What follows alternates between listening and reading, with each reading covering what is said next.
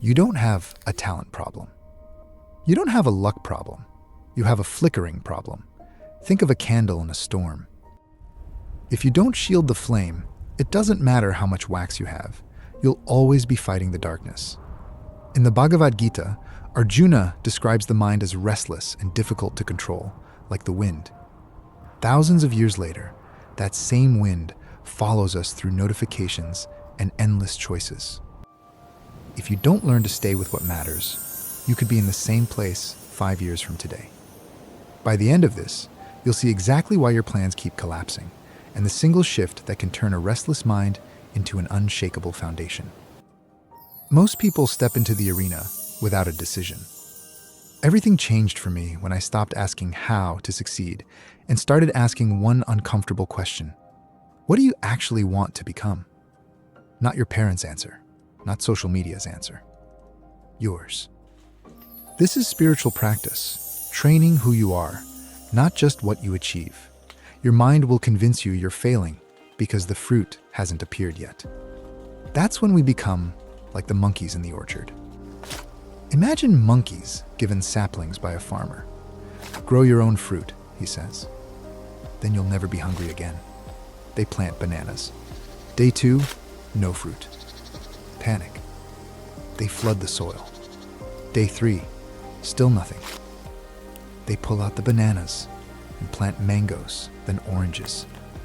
They keep changing the seed before the root can take hold. Hopping from tactic to tactic doesn't just slow progress, it kills it.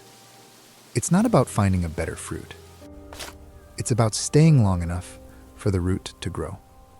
Every week, we explore one ancient idea that explains something your mind already does, and how to use it. Join Atma Theory on this journey. We don't just do this with our projects. We do it with our lives, too. Imagine 2 families on opposite hills. Each believes the other's hill is greener. They trade homes, only to find the same rocks and thorns. The lesson? Wherever you go, you take your restless mind with you. The real shift is changing how you respond. Here is the truth we avoid. The hill was never the problem. The seed wasn't the problem. We kept pulling it up before it could grow. We mistake quiet for stagnant because we measure growth by what appears above ground. The problem isn't always the path. Sometimes it's our refusal to stay long enough for the path to work. Resolve is the decision to keep watering when the surface looks like a desert. It isn't a feeling. It's a boundary you set. Stop renegotiating the promise when the mind gets bored. Anchor yourself to one direction. And stay. It's building boundaries that stop your mind from renegotiating your direction whenever progress becomes uncomfortable. 3 boundaries. First, identity. Don't say, I'll finish this. Say, I am someone who keeps the promises I make to myself. Second, irrigation mindset. A dry day is irrigation for the root.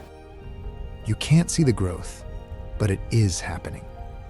Third, the escape test. When you want to quit, ask, am I moving to serve my promise or just to escape myself? These turn staying into practice. Pick one project you've abandoned. Go back to it for 30 minutes today. Don't add anything new. Don't change the goal. Just deepen what is already there. Write down today's date. 30 minutes, one promise. You started by searching for a better hill. Now you know, sometimes you leave before the work can change you. Those 30 minutes prove you can stay when your mind wants to run. You are someone who stays. The storm doesn't disappear. But now you can choose where you stand and stay there long enough for something to grow. Which of these 3 do you struggle with most? Identity, irrigation, or the escape test? Tell me in the comments. True power isn't controlling the world outside. It's mastering the world within. When you become steadier, the hill doesn't change. But the same rock that once hurt your feet becomes your foundation. If this landed for you, subscribe so our next ancient idea finds you. Atma Theory, clarity for the restless mind.